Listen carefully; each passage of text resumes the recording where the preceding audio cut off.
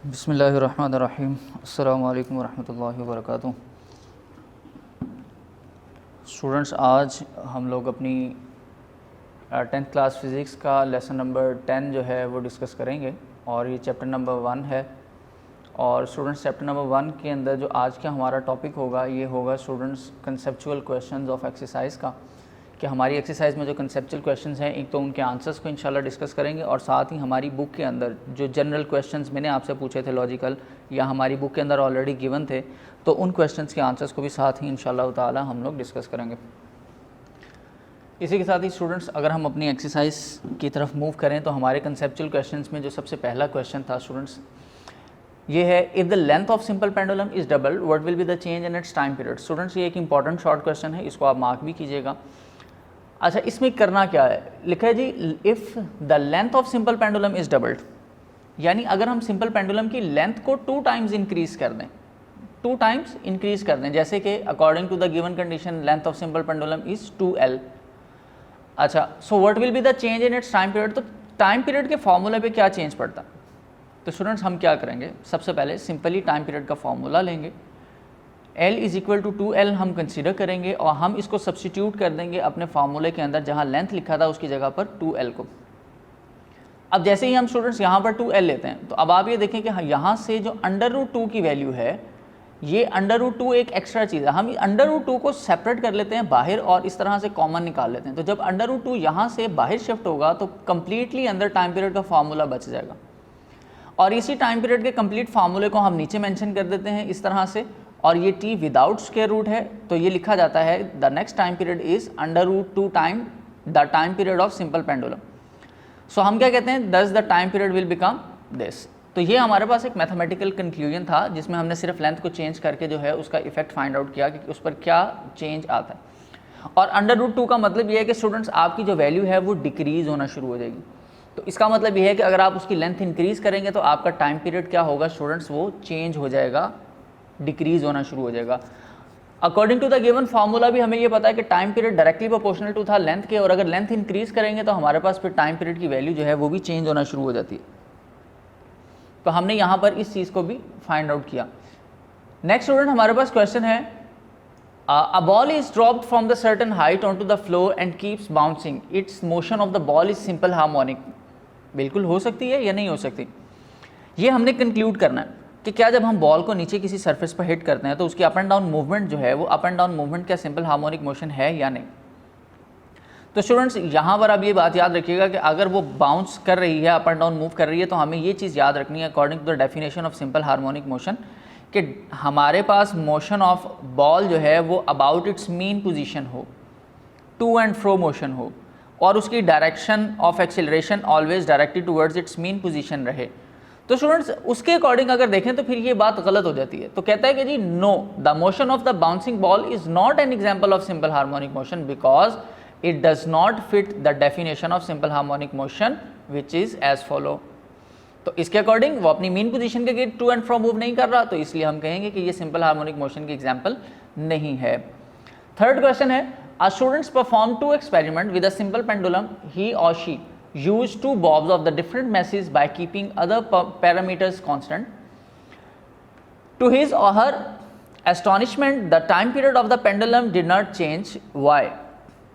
तो हमने यहाँ पर इसकी भी लॉजिक जो है वो इसको बतानी है। ये स्टूडेंट्स एक तो इतना इंपॉर्टेंट क्वेश्चन नहीं है, आप इसको सिर्फ और सिर्फ एक लॉजिकली अंडरस्टैंड करेंगे इस कंसेप्चुअल क्वेश्चन को कि हमारे पास जब हम एक एक्सपेरिमेंट को परफॉर्म करते हैं डिफरेंट मैसेज के साथ बॉब के, तो और हमारे पास पैरामीटर्स जो हैं वो हमारे कांस्टेंट रहेंगे, तो फिर हमारे time period of simple pendulum पे कोई इफेक्ट आएगा या नहीं आएगा। तो स्टूडेंट्स इस चीज़ को याद रखिएगा कि हम मैसेज डिफरेंट ले रहे हैं। अब मैसेज का देखें कि ये मैस का जो वर्ड m है किसी फार्मूले में लिखा है, m नॉट मैंशनड। इसी तरह एम्पलीट्यूड का वर्ड नॉट मैंशनड। तो स्टूडेंट्स अगर यहाँ पर फार्मूले के अंदर कोई कोई एम्पलीट्यूड नहीं है तो इसका मतलब क्या होगा स्टूडेंट्स कि हमारे पास जो टाइम पीरियड है वो मैथ्स की वजह से चेंज नहीं होगा। फिर यहाँ सेकंड क्वेश्चन आता है कि किन किन वजूहात की बुनियाद पर हमारा टाइम पीरियड चेंज हो सकता है। तो स्टूडेंट्स मैंने कहा था कि ये उसके फैक्टर्स पर डिपेंड करता है और फैक्टर्स 2 हैं, लेंथ एंड ग्रेविटेशनल फोर्स। तो इन दोनों की वजह से चेंज आएगा। अच्छा, इसी तरह स्टूडेंट आप लोगों ने एक चीज़ और यहाँ पर याद रखनी है कि हमारे पास एक कंक्लूजन आ जाएगा, the time period is independent of the mass of Bob and also the time period of simple pendulum is independent of the amplitude of the vibrating body. तो ये हमारे पास एक कंक्लूजन था जो आप यहाँ पर मेंशन कर सकते हैं इस डिटेल के अंदर। 10.4 स्टूडेंट हमारे पास जो क्वेश्चन है, What type of the waves do not require any material or medium for their propagation? तो स्टूडेंट्स हमने ये बात पहले पढ़ी है कि मैकेनिकल वेव ऐसी वेव्स हैं जिनको मीडियम रिक्वायर्ड है और इलेक्ट्रोमैग्नेटिक जिनको मीडियम रिक्वायर्ड नहीं है, और इसकी एग्जांपल्स हमने कल अपने शॉर्ट क्वेश्चंस में भी डिस्कस की थी। यहाँ पर स्टूडेंट्स हम लिखेंगे electromagnetic wave do not required any material और medium for their propagation, so they are caused due to the varying electric and magnetic field. इनके ऊपर इफेक्ट किसी वजह से आता है, इलेक्ट्रिक और मैग्नेटिक फील्ड की वजह से। So the radio wave, radar waves and X-rays. तो ये चीज़ें स्टूडेंट्स जो हैं हम यहाँ पर मेंशन करते हैं। यहाँ पर लाइट स्टूडेंट्स ये मिस पॉइंट है, ये गलत है, यहाँ पर आपने इस चीज़ को मेंशन नहीं करना। अच्छा, सेकेंडली स्टूडेंट्स यहाँ पर है हमारे पास plane wave in the ripple tank undergo the friction when they move from deep to the shallow water, what changes occur in the speed of wave.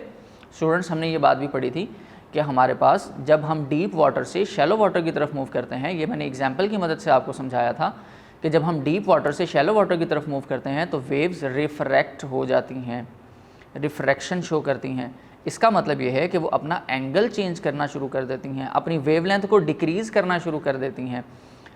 अब यहाँ पर एंगल चेंज हो सकता है, वेवलेंथ में चेंज आ सकता है, लेकिन क्योंकि फ्रीक्वेंसी हमारी इस वजह से यहाँ पर चेंज नहीं होगी, स्पीड हमारी सेम रहेगी स्टूडेंट, क्योंकि हमारे पास फ्रीक्वेंसी ऑफ वाइब्रेटर चेंज नहीं हो रही। अगर फ्रीक्वेंसी चेंज नहीं हो रही तो स्पीड पर कोई इफेक्ट नहीं आएगा, जैसे according to the given condition कि अगर फ्रीक्वेंसी सेम है तो स्पीड भी सेम रहेगी। ठीक है, तो ये हमारे पास इफेक्ट था जो हमने इसका डिस्कस करना था, और इसकी डिटेल स्टूडेंट से लिखी है जी, in the ripple tank the frequency of wave is constant because it is equal to the frequency of vibrator. तो ये बात आपको वहाँ पर भी समझाई थी, यहाँ पर भी मैंने सेंटेंस के फॉर्म में मेंशन कर दिया। तो स्टूडेंट्स यहाँ पर हम अपनी लॉजिकल क्वेश्चंस को भी डिस्कस कर लेते हैं जो हमारी बुक के अंदर गिवन थे, जिसमें सबसे पहला क्वेश्चन है what is the displacement of an object in simple harmonic motion when the kinetic and potential energies are equal. तो मैंने आपको यहाँ पर डिस्टेंस आपके टॉपिक के दौरान बताया भी था कि हमारे पास इस डिस्प्लेसमेंट की जो वैल्यू है वो 0.707 होती है जब हम 1 मीटर डिस्प्लेसमेंट करवाते हैं।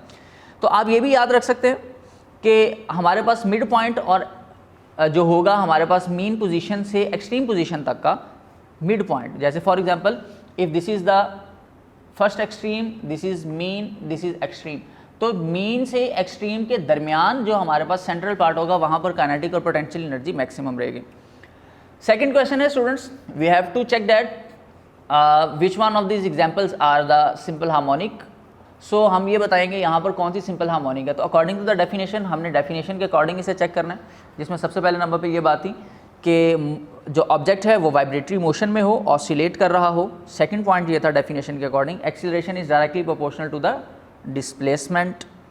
एंड थर्ड पॉइंट स्टूडेंट्स हमने जो कंक्लूड किया था वो ये था कि the direction of acceleration is always directly towards its mean position. तो यहाँ पर स्टूडेंट्स उसके अकॉर्डिंग हमारे पास एक ही बेस्ट ऑप्शन बनती है, वो है जी up and down motion of a leaf in water pond. बाकी डिफरेंट एग्जाम्पल्स भी हो सकती हैं लेकिन स्पेसिफिक लिमिट्स और कंडीशंस के साथ। तो हम यहाँ पर पॉइंट आउट करते हैं up and down motion of leaf in water pond. इसके बाद स्टूडेंट्स हमारे पास है जी do mechanical wave pass through the vacuum. ये भी क्वेश्चन मैंने आपसे पूछा था और मैंने इसका आंसर भी दिया था। तो स्टूडेंट्स हमने मैकेनिकल वेव के लिए ये कंक्लूड किया था कि these are the waves that required a medium for their propagation. So as per given condition or definition we conclude that there is no medium or particles in vacuum, so mechanical waves cannot propagate in vacuum। तो हम यहाँ पर ये definition में और ये question का answer mention कर सकते हैं। देन है हमारे पास students what do the dark and bright fringes on the screen of ripple tank represents. तो मैंने ये भी आपको बताया था रिपल टैंक के टॉपिक में सारी डिटेल कि dark and bright fringes on the screen of ripple tank represents trough and crust respectively. इसी तरह से कंप्रेशन और रिफ्रैक्शन भी शो कर देते हैं। What happens to the angle of refraction when water waves pass from deep to shallow water. अब ये भी हमने बात डिस्कस की थी जब रिपल टैंक को पढ़ा, तो हमने ये कहा था कि जब हम डीप से शैलो वाटर की तरफ मूव करेंगे तो एंगल ऑफ रिफ्रैक्शन चेंज हो जाता है। और इसी तरह से हमारे पास जो हमारा वेव लेंथ है उस पर भी इफेक्ट आता है। तो हम यहाँ पर ये लिख सकते हैं when water wave travel from deep to shallow water angle of refraction decreases, it is due to the decrease in the speed of water wave in the shallow water. Wavelength कम हो गई थी इस वजह से। अच्छा, फिर है हमारे पास students, do the magnitude of angle of incident and angle of refraction are equal. तो यहाँ आंसर क्या है स्टूडेंट, एंगल ऑफ इंसिडेंट यानी जिस एंगल से आकर मीडियम में एंटर हुआ एंड द रिफ्रैक्शन जिससे बाहर निकला are not equal due to the different path of water in shallow and deep water. अब डीप वाटर की डेंसिटी और डेप्थ और है और शैलो वाटर की डेप्थ चेंज है, मीडियम का डिफरेंस, मीडियम के डिफरेंस की वजह से एंगल भी चेंज हो जाता है। तो इस वजह से यहाँ पर हमने इसको ये कंक्लूड किया। तो स्टूडेंट्स ये हमारे पास हमारे कुछ क्वेश्चंस थे जो हमारे कंसेप्चुअल क्वेश्चंस हमारी बुक के अंदर मेंशन थे। तो उम्मीद है कि ये भी आपको सारे समझ आ चुके होंगे और इंशाअल्लाह अज़ीज़ हम अपने नेक्स्ट लेक्चर के अंदर अपने न्यूमेरिकल्स को स्टार्ट करेंगे और after that numericals we will start the next chapter इंशाअल्लाह अज़ीज़। तब तक के लिए इजाज़त। अल्लाह आप सबका हामी व नासिर। अल्लाह हाफिज़।